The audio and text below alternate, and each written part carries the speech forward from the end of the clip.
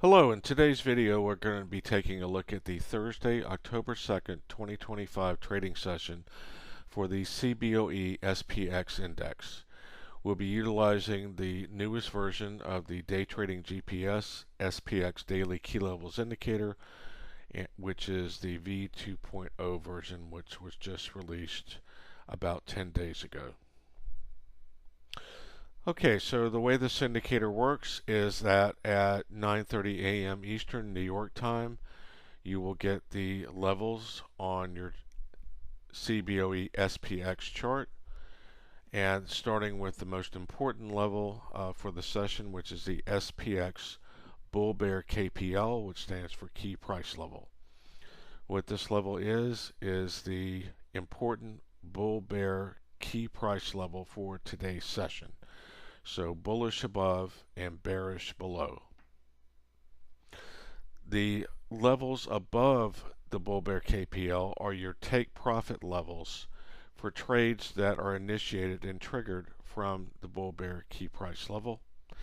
And the levels below the bull bear KPL are your take profit levels for short entries that would be bearish entries triggered from the signal at the bull bear key price level. So today's bull bear key price level given by the indicator is 67.3147. Also new to this indicator are pre-market levels and also yesterday's RTH session high, low, and close. So this table down here, which we have positioned in the bottom center, you can position this on any part of your screen, and you can also enable this or you can turn it off if you don't wish to see the table on your screen, because you also have the line labels for these levels here. So starting off, we have the pre-market high, which is PMH, the pre-market low, YDH, which you can see here for today's session, is very close to the PML. And the YDH is yesterday's RTH session high. YDC is yesterday's RTH session close. And YDL all the way down here is yesterday's RTH session low. These are important key levels as well, especially when you see confluence with these levels with other key levels on the chart as well, such as you see here with the pre-market high corresponding with this QL above the BBKPL, which we'll explain what the QL means here in a minute. And also this PML and YDH is very close to the S1, so that is a confluence of important levels here. And as you can see down here, yesterday's low is very close to the S4 level for today. The YDC level is very close to the mid S1, S2 level, which is a little blocked out by the price action here during that part of the day. One thing to keep in mind is that all of these line labels are individually controlled in the user control panel. We have a separate video which goes into explaining all the different inputs and features of the indicator, which if you would like to send us an email at daytradinggps@gmail.com, we'll be happy to send you the link to that features and setup video so you can see all the inputs and all the different features. We're not going to go over all of them today in this video, but you can certainly email us. Also, if you do have an interest in purchasing this indicator, we do have a link in the description of the video, as well as in the pinned comment, which is the top comment on the video description, and you'll see the link for purchasing the indicator in there. And if you have an interest, in return for you taking the time to watch this video today, you can request a discount promo code by sending us an email at daytradinggps@gmail.com to request a discount promo code to purchase the indicator. All of our indicators are sold on a one payment for lifetime access basis, which simply means that you make one payment and then you have access to the indicator for life. Okay, so you'll also see here, in addition to these main R and S levels, which you can see here, we have the chart confined from R2 down to S4. But if you look over here on the table, this table, if you enable it to be on your chart, which we have positioned in the bottom left, enables you to see R1 through R6 as well as S1 through S6, while allowing you to also, so you know what those levels are, while allowing you to focus on specifically where the current price action is, which typically on most XPS days is going to be either between R2 and S2, R3 and S3, or R4 and S4. However, there are certain days of the year where we have major news events. It could be FOMC interest rate decisions, it could be inflation decisions, it could be tweets by President Trump or others in the administration, or something to do with tariffs. So there are occasions where levels 5 and 6, both above and below, can come into play. And also, this particular indicator also has the ability to go up to 10 levels, R1 through R10 and S1 through S10, if we happen to get into a mode like we saw in the when we had the COVID pandemic, and we were seeing extreme volatility. So if we ever return to something like that because of whatever news that comes out, this indicator can also handle extreme volatility such as we saw in COVID. Okay, so about 90 to 95% of the time at the open during the first few candles of the session, the SPX bull bear key price level will be your main level that you'll see your entries triggered from. You can also take entries off of the other levels. So these main levels above and below the BBKPL. So in this case, that would be your S1 through S6 and R1 through R6. Those main levels can also be entry levels for both bullish and bearish entries. And during the last 25 minutes or so of this video, if you have an interest in learning more about that, entries on those, since today we just are going to be going over the entry from the bull bear key price level, you can watch the last 25 minutes of the video, which will go over how to take entries off of the other levels provided by the indicator, and it will also go into the two different types of entries. So there's a standard entry and there's also a more conservative entry approach. So at the end of the video, in the last 25 minutes, it will also go over that in that section as well.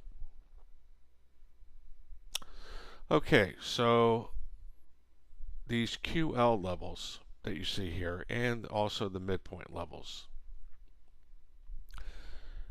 These levels can be enabled in your user control panel, so the midpoint levels can be turned on in between each main level.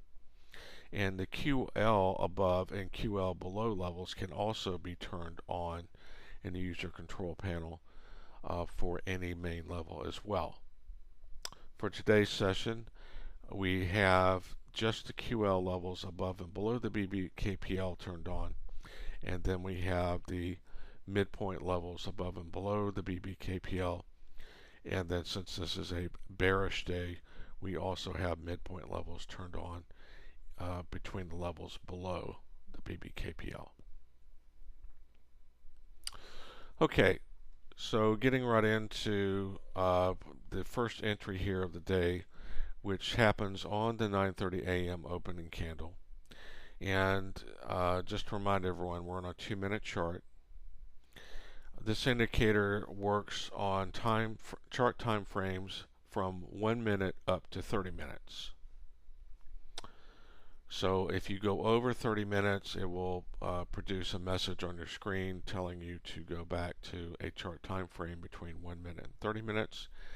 And the recommended time frames for intraday trading on this are going to be between 1 minute and 5 minute chart time frames.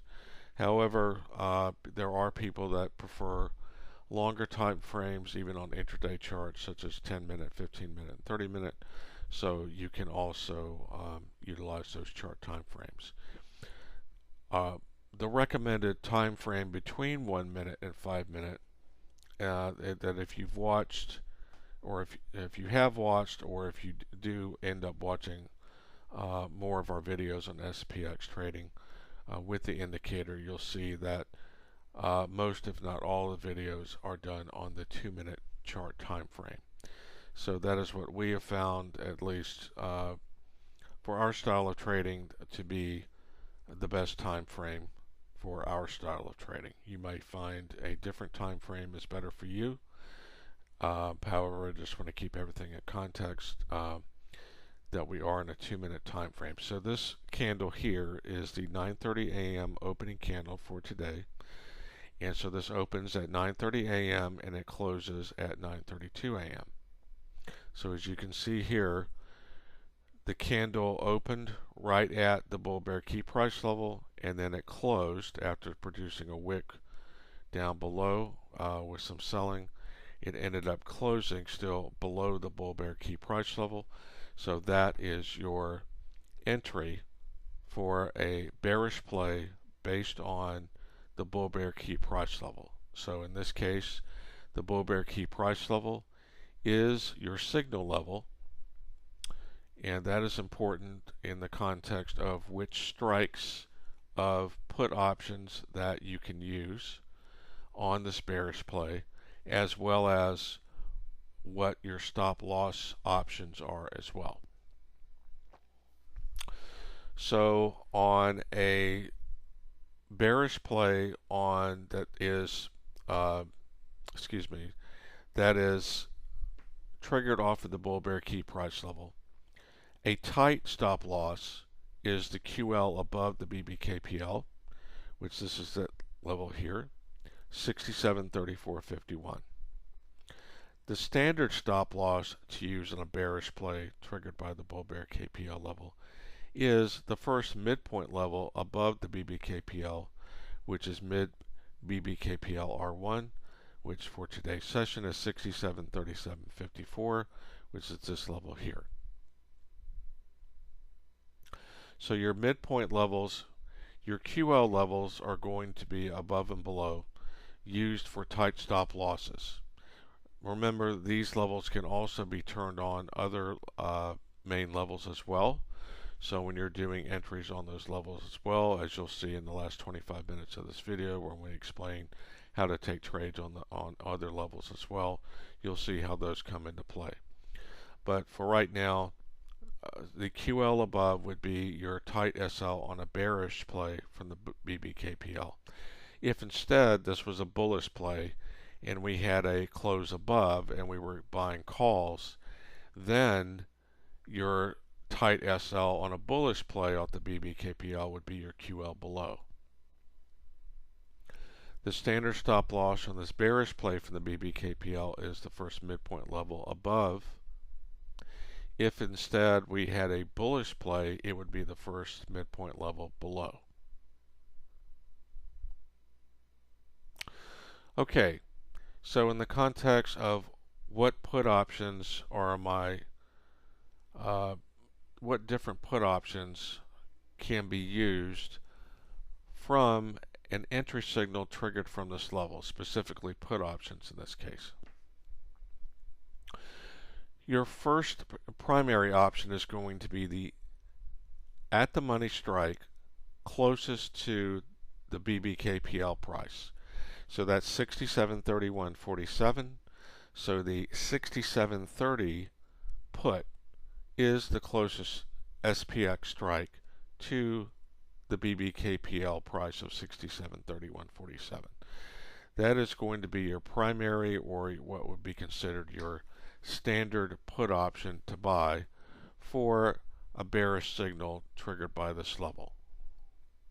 But you have two other alternatives to that as follows. So when you have a bearish play here that's based off the BBKPL, your next alternative, if you don't want to use the at money option, is you use the strike that's closest to the midpoint level below the first midpoint level below the BBKPL. So in this case, that's 67.2540.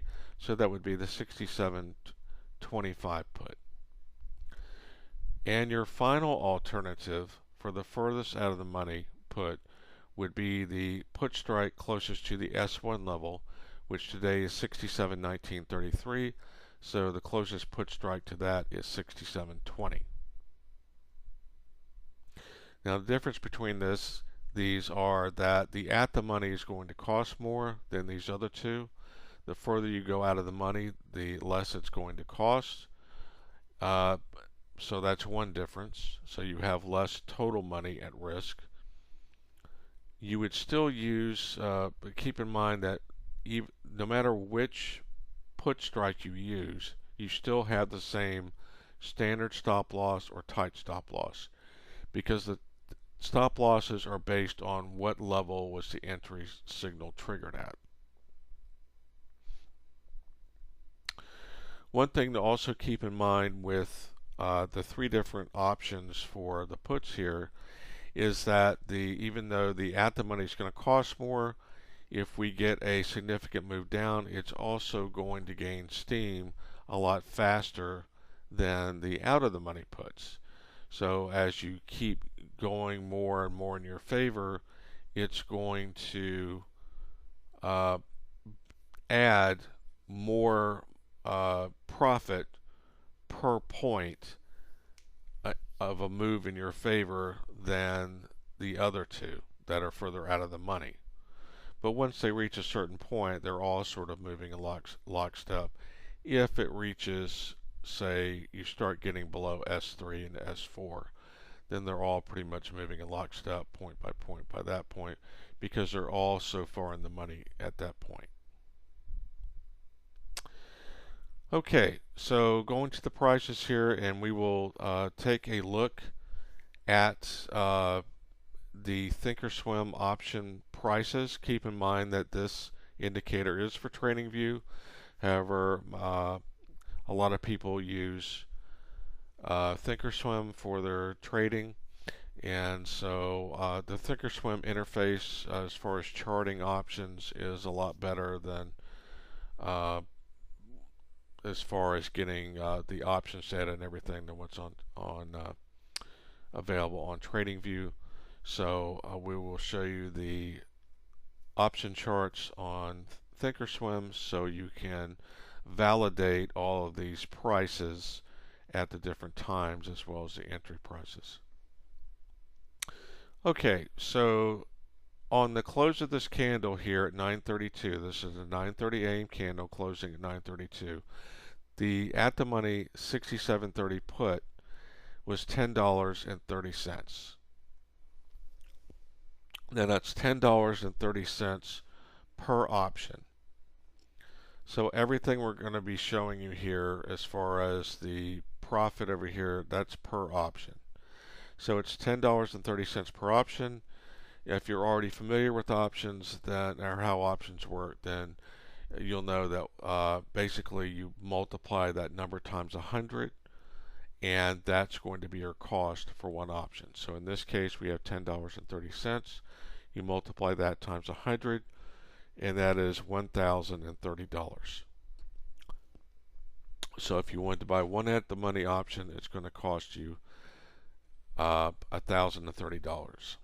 And keep in mind that these are SPX 0DTE puts. So these options expire today at the close at 4 p.m. of SPX.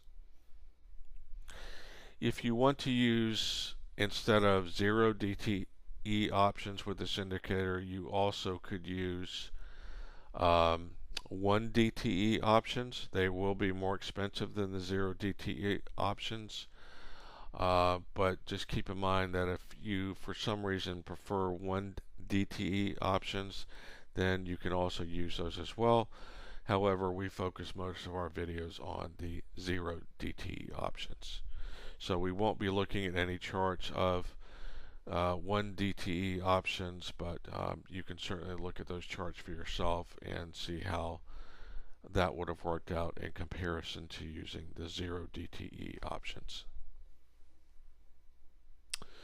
Okay, so each option here, the at the money 67.30 on the close of this candle would cost you $1,030. So for example, if you used 3 options instead of 1, that's going to cost you 3 times that, so that would be $3,090. If you did 10 options, that's going to cost you 10 times that, so that would be $10,300. Okay, so the out of the money, which we have abbreviated as OTM in case you're not familiar with that, and then at the money is ATM. The out of the money alt strikes are either the 67.25 put closest to the mid BBKPL S1 or the 67.20 put closest to the S1 level. So the 67.25 on the candle close was $8.20, so that's $820 per put option, and the 67.20, the furthest out of the money option you should consider for a bearish play off the BBKPL, was $6.50. So each one of those would be $650. So as you can see here, you're still going to have the same stop losses on these, but you have less money you're laying out on the out of the money ones, and as you can see, it's quite a big difference between the at the money one here and the furthest out of the money one you could consider here, the 67.20. So that's about a $430 $380 difference.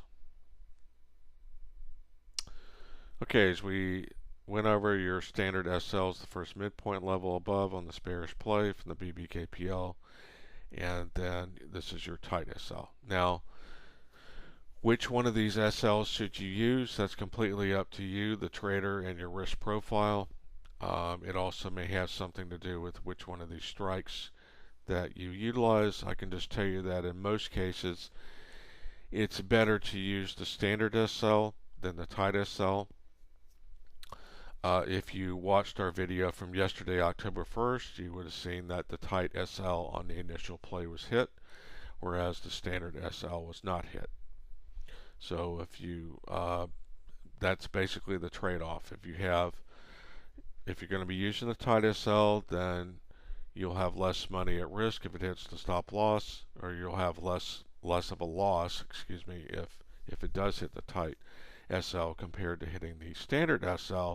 However, there's a lot more of a chance of it hitting the tight SL. Okay, so moving right along here, at 9:40 a.m. this candle hits both S1, PML, and YDH. So it hits all 3 of these levels in this candle. The 67.30 put is now 1720. The 67.30 put is 1720. The 67.25 put is now 1380, and the 67.20 put is now 1120. Here at 10:10 a.m. it hits the mid S1, S2 level and YDC. So it hits both of these in the same candle. The 67.30 put is now 2250, the 67.25 put is now 1870, and the 67.20 put is now 1520. Then roughly half an hour later at 10:44 a.m. it hits the S2 level. The 67.30 put is now 2507, the 67.25 put is now 2125, and the 67.20 put is now 1740. Then roughly about 20 minutes after that, at 11:04 a.m., it hits the mid S2, S3 level here. As you can see here, we just had a touch of that level, and then it bounced back up. but on the touch of that level, the 67.30 put is now 32.60. The 67.25 put is now 28.60, and the 67.20 put is now 24.40. And what I meant to say to preface this is that on these prices here, that's actually on the close of this candle. So if you actually got out on the touch of the candle, then that would have been prices a little bit more than these.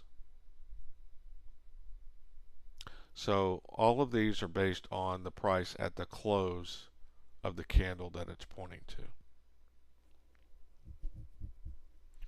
Okay, so here on this candle at 11:44, 40 minutes later, it hits mid S2, S3 again.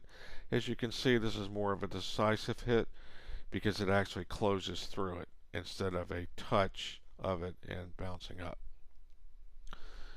And so here you're getting a little bit more profit on this close than you would have here. The 67.30 on this hit of mid S2, S3 again. The 67.30 put is now 37.47. The 67.25 put is now 32.40. And the 67.20 put is now 28.15. So if you look at the 67.20 put, 28.15 here, and you paid $6.50.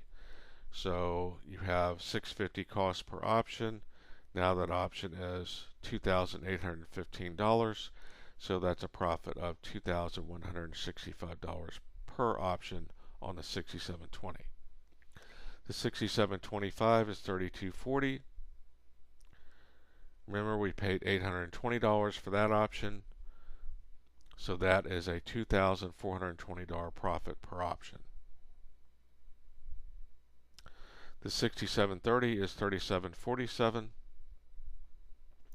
We paid $1,030 per option for that, so that's a profit of $2,717 per option. So basically $2,700 per option. So if you had 3 of those options, it would be $8,100. If you had 2 of them, it would be $5,400. If you had 5 of them, it would be roughly $13,500. And if you had 10 of them, it would be $27,000 and change. Now keep in mind that you can also adjust your stop losses as price continues to move down in your favor. So you can either adjust your stop losses by price, adjusting them to break even. So let's say on this S1 hit here, it's hit all 3 of these levels, or on this mid S1, S2 hit here, then you could adjust your stop loss from the levels up here to now being break even or break even plus a cushion of profit. So if you did that when it hits either the S1 level here, which also happened to coincide with hitting these levels, then at that time you would, if you are adjusting by price, then you would adjust your stop loss to the price that you paid, or you would add, say, a 10 to 15% cushion. So a 10% cushion on $10.30 would be just a little bit over $1, whereas a 15% one would be $1.50. So as you can see here, when it hits this level, this option was $17.20. So you paid $10.30. So even at a 15% level, 15% would be roughly adding $1.50, $1.60. So that would take you roughly to $12. So one thing you want to keep in mind with adjusting stop losses as price continues to move more in your favor is that you normally, you have to give it some room, some wiggle room. So you wouldn't, when this becomes $17.20 as an example, you wouldn't want to make your adjusted stop loss, $16. Because if you're more inclined to do that, you might as well just get out at $17 or one of these other prices if you had the other ones. You have to at least adjust it to break even. But if you're going to add a cushion of profit on top of that, which is also a good idea, you have to allow it to have some wiggle room. If you make it too tight, you're probably going to get stopped out most of the time. If you make it too tight, like say you made this 16 or 1650 or 1590 or something like that, you might as well just go ahead and close all of them out. Now, another thing you can do, besides just adjusting the price, is you could also adjust the level that you're going to consider your stop loss. So these were the beginning stop losses, so when it hits down here, you could move your stop losses down in incremental levels, commensurate with this move. So if you go move from here to here on your stop loss, and now we're at here, then you could move your stop loss to either the BBKPL level or say this QL below. As price keeps moving in your favor, then you could move it down to here and then down to here as price keeps moving down in this direction. For most people though, most people find it easier than doing the level by level stop loss adjustment to just go ahead and adjust the stop loss by price. And so how you would keep doing that, as it keeps moving down, you would keep adding more and more of a cushion. So as the price of the option keeps increasing in your favor, giving you more and more profit, then you would add more and more of a cushion besides the break-even point. So where it might have been, say, $11.50 to $12 on the first adjustment, when it gets down here and here, and this is now $25, then you might want to move it to say 14 or 15 or 16. And when it moves down here, you might want to move it into the somewhere in the mid-20s when it's in like 32. That's just something you really need to. There's not really a hard and fast rule about do certain percentages on your adjustments. That's really up to the individual trader how much room they want to give. If there is going to be one rule, it would definitely be moving it to break even, and then adding a small cushion if you're so inclined of say 10 to 15% at the most. Okay, so as you can see here, we've outlined what the profit per option was at each one of these hits. As you can see here, when we get down to this final level here at the bottom, we had $2,700 or a little bit more than $2,700 per option for the primary standard option, that which would have been your at the money option. But as you can see here, just keep everything in context. Here you started out with 820 and now you're at 2420, so that's almost a triple. Whereas a triple on the one that you paid 1,030 would have meant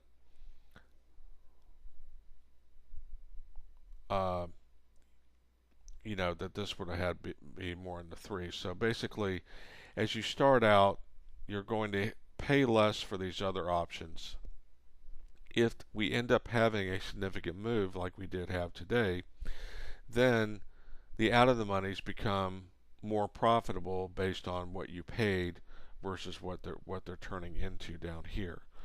So it's just really up to each trader to decide whether they want to use at the money, slightly out of the money, or the furthest out of the money option for them. So I can just tell you that as far as our trading, we normally just pick the at the money option for the options that are in the beginning of the session. And as I stated, we're now going to look at, as I stated earlier, we're now going to look at the Thinkorswim charts, and we'll take a few minutes to look at the Thinkorswim option charts so we can validate all these prices on these closes.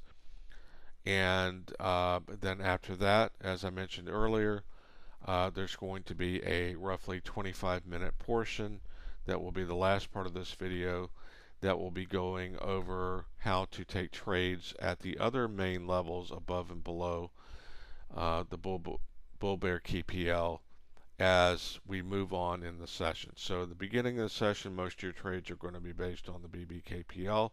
However, as we move into the later part of the morning session, into the lunch part of the session, and then the afternoon of the session, then that's where these other levels can come into play for either bullish or bearish plays, and we'll be going over how to take trades on those other levels, as well as your standard entry and your more conservative entry, and what is the difference between the two. All right, so now we'll go on and look at these three different thinkorswim charts. Okay, so the first chart we're going to look at was the primary standard play, which is the at the money, the 6730 put option. All right, so we have marked off, this is the 930 candle. We're on a 2-minute chart like our trading view chart was on, and this is the 6730 put, which expires today, so it's a 0 DTE. This is the 930 candle here, and the close of this candle, $10.30. Here's the 940 candle here, where it hits S1, YD, and YDH, and the close of the candle here, $17.20. Here's the 10:10 a.m. candle here, where it hits mid S1, S2, as well as YDC. Oh, and going back to this one here, I guess I forgot to put in here that it also hit the PML level. So it hit all three of those levels on this, the pre-market low, the YDH, and the S1. Okay, so hits mid, this 10:10 a.m. candle hits mid S1, S2, and YDC. It's now $22.50 on the close. The 10:44 a.m. candle, where it hits the S2 level, it's $25.07 on the close. On the 11:04 candle, if you remember from the chart, this was the candle where it hits the mid S2, S3 level and then bounces off of it, so we only had a touch of the level. And if you remember, I said that when it touched it, it was actually a greater price than the price that we were showing it at. So as you can see here on the close, 33.62, low 32.60, and the high, and that would be when it touched it, 35.40. Now we have the 11:36 a.m. candle, and this is where it hits mid S2, S3 again, except this time, if you remember, this was the time that it actually was more of a solid hit, and it closed through that level. So here we have the 37.47 close, which was also the high. Next, we'll take a look at the 67.25 chart. Okay, here's the 67.25 put option chart. Here's the 9:30 a.m. candle here. The close, $8.20. Here's the 9:40 a.m. candle, where it hits S1, YDH, and then also the PML level, which I forgot to put in this text. The close, $13.80. On the 10:10 a.m. candle, the close is $18.70. That's when it hit mid S1, S2, and YDC. On the 10:44 a.m. candle, where it hits S2, it's $21.25. On the 11:04 a.m. candle, where it hits the mid S2, S3 level, and as we said, it had that bounce off of that. The close was $28.08 after it had a high of $30.60 on that touch. And then here's the candle where it had a solid close to the level and through it of the mid S2, S3 level again, and it's $32.40.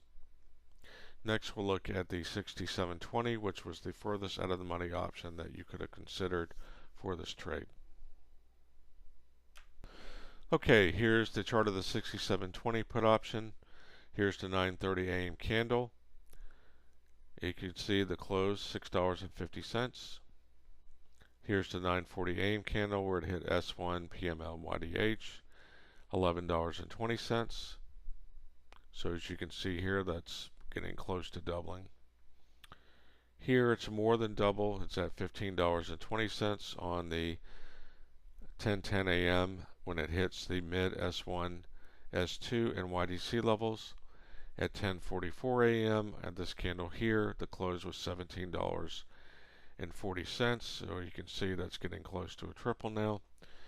Here on this 11:04 a.m. where that's the candle where it touched the S2, S3 level and then bounced off of it. It made a high of 26.30, which that would have been on the touch of that level, but then after a bounce up, it closed at 24.40.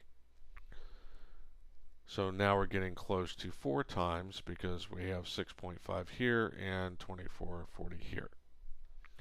And finally, we have the last candle at 11:36 a.m. where it actually hit the S2, S3 level again and closed through it. So on that, the close was $28.15. Okay, so before we move into the last section here, just a couple of notes I wanted to go over again, and that is that if you are interested in purchasing this indicator, you can look in the video description and also the pinned comment, and there will be a link where you can go to purchase the indicator. And in return for you taking your valuable time to watch this video today, you can send us an email at daytradinggps@gmail.com and request a discount promo code to use on your purchase of the indicator. And again, all of our indicators are sold on a one payment for lifetime access basis. And now we'll move into the final part of this session. This is a pre-recorded part which we did a while ago, which lasts approximately 25 minutes, which is on taking trades off of the other main R and S levels throughout the rest of the session. So it's taking bullish and how to take bullish and bearish trades off of those levels and what stop losses to use. And it also goes over the 2 different types of trade entries, both your standard trade entry as well as your more conservative trade entry. Okay. Hello, in this video we're going to go over how to take trades off of the other main R and S levels. So this would be taking trades off other levels besides the bull bear key price level. So the main R and S levels are your R1 through R6 and S1 through S6. So if we zoom out here, we'll have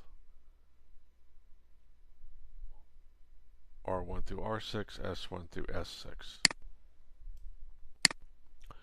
The levels that show up as default on startup with this indicator are the PMH, PML, YDH, YDL, and YDC. So that's the pre-market SPX pre-market high, SPX pre-market low, SPX previous day RTH session high, SPX previous day RTH session low, and SPX previous day RTH session close. So the previous days are YDH, YDL, and YDC. So that's yesterday's high, yesterday's low, yesterday's close. PMH and PML are the current session's pre-market high and pre-market low. So pre-market high, pre-market low, YDH, YDC. And we move down, here's the low from the previous RTH session. Also in startup, you will have R1 through R6, the bull bear key price level, and S1 through S6. You will also have QL above BBKPL, QL below BBKPL, the first midpoint above the BBKPL, and the first midpoint level below the BBKPL. And this is because in 95% of the sessions or so, your trades at the beginning of the session, if you decide to take trades at the beginning of the session, are primarily going to be based on price action at the bull-bear key price level. However, there is no rule or obligation to take trades off the BBKPL. It is there for the session bias, to give you a bullish or bearish bias for the session, as well as the trades that you can take at the beginning of, like I said before, 90-95% or so of most sessions that you will see. However, you can just wait until price action bears out further on in the session and take trades off of the main R levels or S levels. As we've discussed in other videos, when you're taking a bullish trade off of the bull-bear key price level, your tight stop loss is the QL below the BBKPL on that bullish trade triggered from the BBKPL level, and your standard stop loss is the first midpoint below, which would be mid BBKPL S1 for a bullish trade taken off of the BBKPL level. Conversely, on a bearish trade taken from the BBKPL level, your tight stop loss is the QL above the BBKPL, and your standard stop loss for a bearish trade taken off of this BBKPL level is the first midpoint above the BBKPL, which is mid BBKPL R1. The same principles applies to taking trades off of the other levels. So if you're going to be taking trades off the other levels, then you simply need to turn on the quarter levels if you're going to be considering taking tight stop losses, or the midpoint levels for standard stop losses. So for example, if we're looking to possibly take bullish or bearish trades off of R1 or R2 or S1 or S2, then we would simply turn on the QL levels above and below those levels, as well as the midpoint levels. So you simply go into the user control panel, and first we'll turn on the midpoint levels. So we'll enable mid R1, R2, mid R2, R3, mid S1, S2, and mid S2, S3. And let's say we're also considering tight stop losses. Then enable QL below R1 and above S1, below R2 and above R2, and then the same thing for the S levels. Above S1, below S1, above S2, and below S2. Now you can leave it this way if every day that you want to consider taking trades off of this level. Just know if you reset the settings,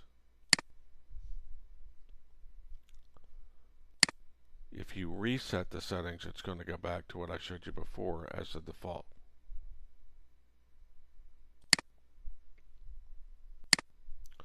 So for example, right now we're just showing R3 through S3. So for example, if price is coming down to S1 and bouncing off of S1, and you want to take a bullish trade off of S1, then your tight stop loss on a bullish trade is the first QL below S1, because S1 is the level that you're taking the trade off of. And the standard stop loss would be the first midpoint below S1, which would be mid S1, S2. So instead of a bounce off of here, if price came below here, then went back up and crossed above and closed above S1, and you wanted to take a bullish trade off of S1, it would be the same thing. You're taking a bullish trade off of S1, so your tight stop loss is to QL below S1, And your standard stop loss, if you choose that one instead, is the first midpoint below S1, mid S1, S2.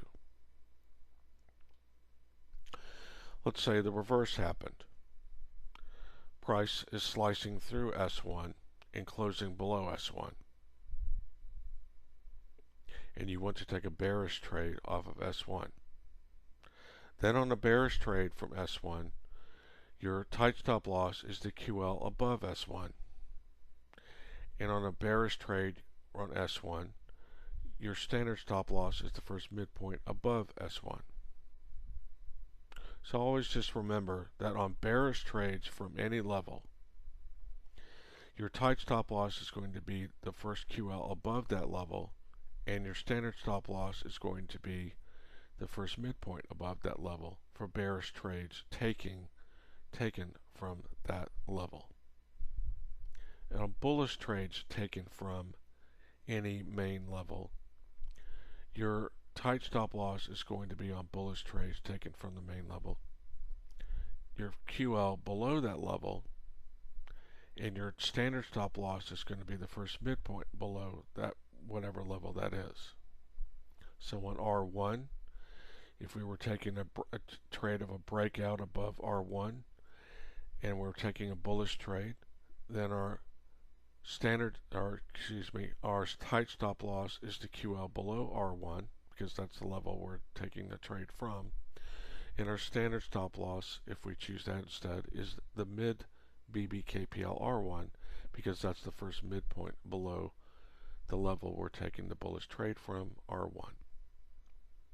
If we were taking a bullish trade on a breakout above R2, then our tight stop loss in that bullish trade on a breakout above R2 is QL below R2, and our standard stop loss on a breakout above R2 is going to be the first midpoint below R2, which is mid R1, R2.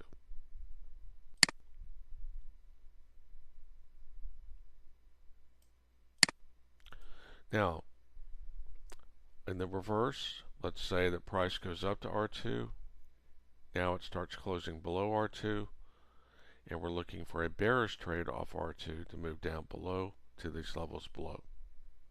On a bearish trade from R2, then our tight stop loss is the first QL above R2.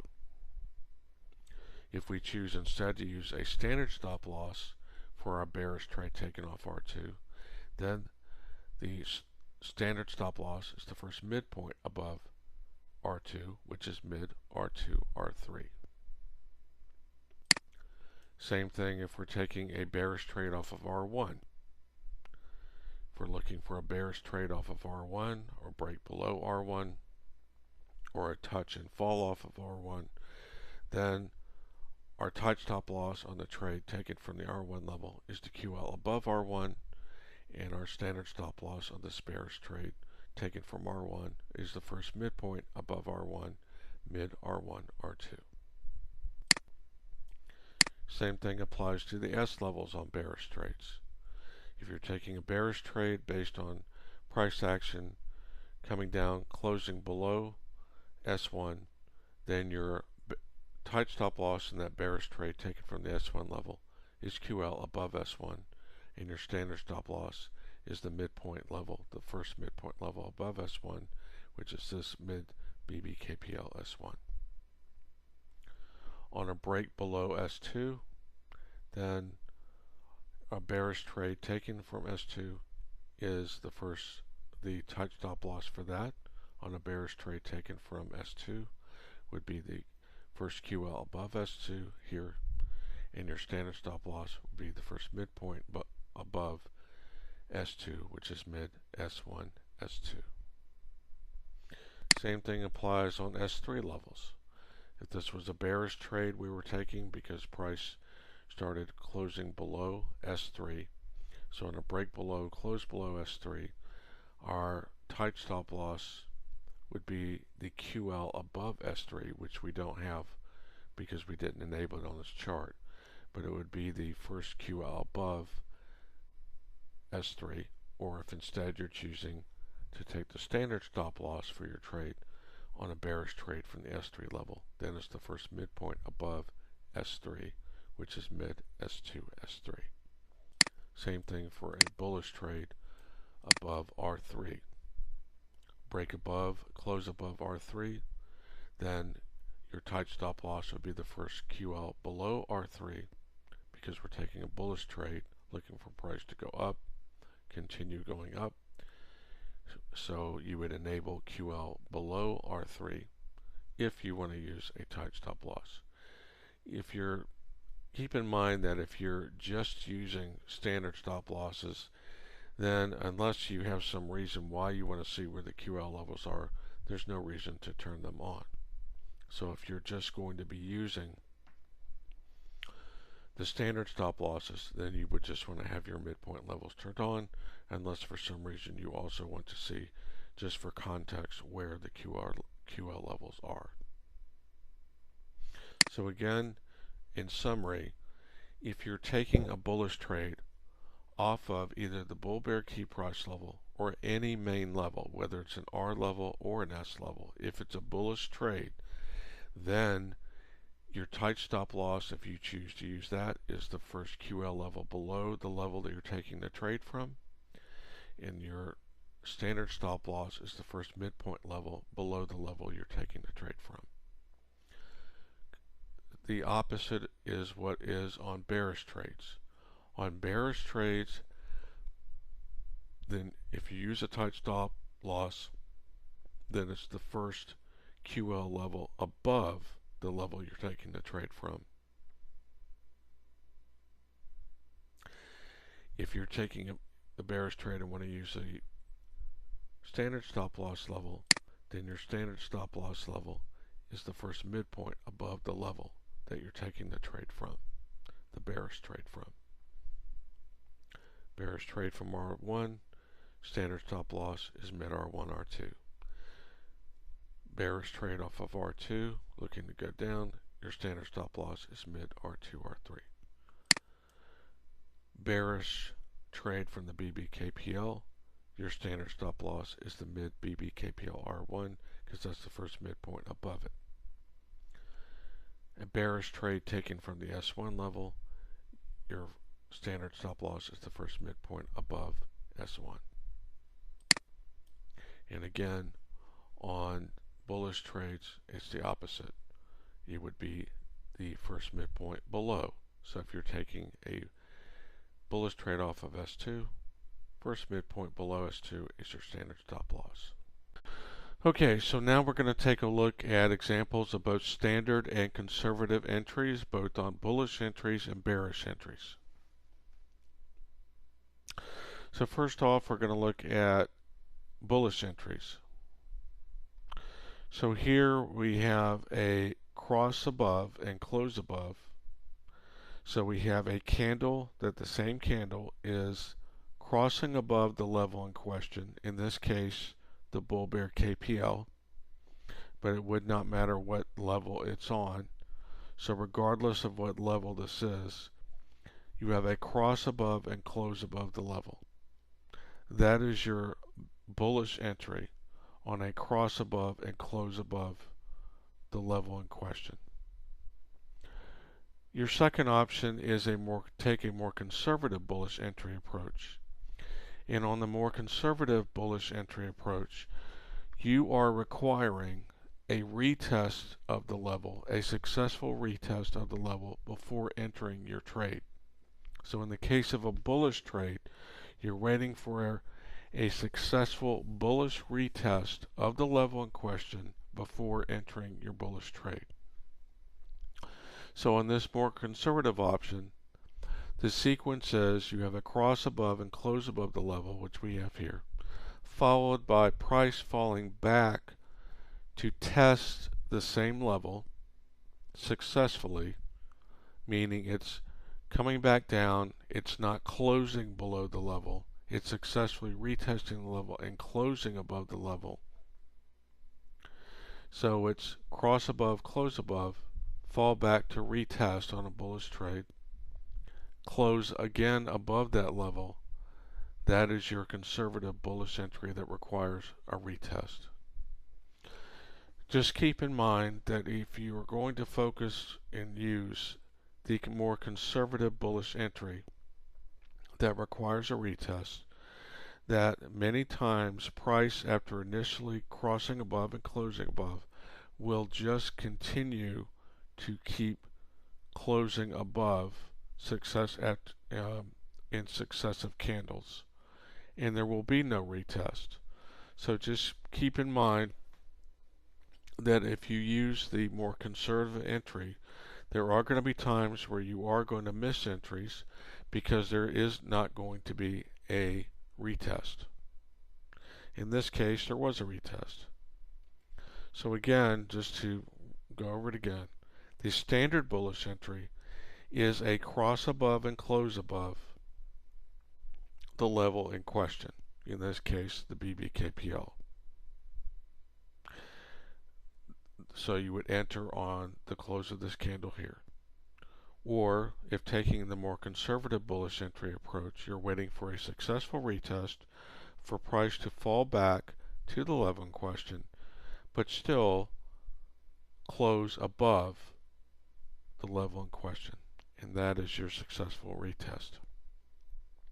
So you would enter, you could have entered on this candle, or if you did not on those, you could have entered on this candle here, and it did retest the candle here.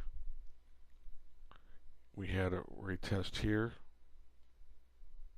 but if you waited for this retest, you'd be paying a lot more. So usually the successful retest, you're just waiting for the initial successful retest. So this is the initial successful retest. This is the initial cross and close above. This is the initial retest.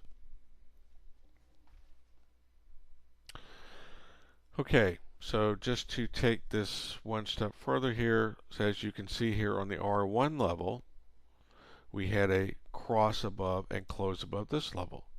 So if you missed this entry here, or if you're just the kind of trader who you prefer taking trades off of other levels besides the bull bear key price level, then you have a cross above, close above here, and you would take that entry here, and you would base your entry on the R1 level. Now, just to clarify, the stop loss on either one of these entries here, down here, whether you took this standard bullish entry or the more conservative retest required bullish entry, your standard stop loss is the first midpoint level below the level in question you're taking the entry from. So in this case, on this sequence here, this is taken from the bull bear KPL, so your standard stop loss is the first midpoint level below the level in question, the bull bear KPL, so that is this level here. We don't happen to have the quarter levels on this particular chart, but if you instead wanted to use a tight stop loss level, then you would enable the QL below the bull bear key price level, and that would be your tight stop loss on this trade. And the QL is the midpoint between the midpoint and the main level. So on the new version, the 2.0 version, you have the auto plotting of the QL levels if you simply enable them. But here, as you can see, the tight stop loss would not have been hit either. But just keep in mind that on any entries, whether it's bullish entries or bearish entries, the tight stop loss is named a tight stop loss because it is tighter and there's more chance that it will be hit than the standard stop loss. So if you're going to use the tight stop loss, you're going to have less at risk because you're using the tighter stop loss. But conversely, the con side of that is that there's more chance of it getting hit.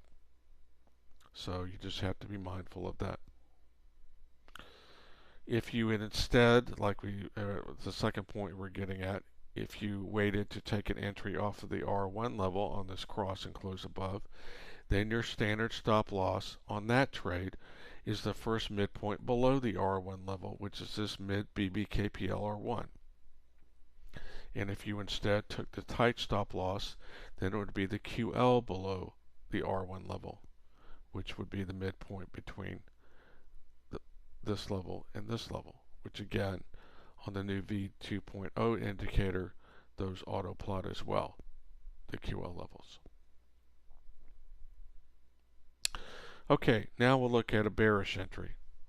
Your standard bearish entry, you enter a bearish trade on a cross below and close below level.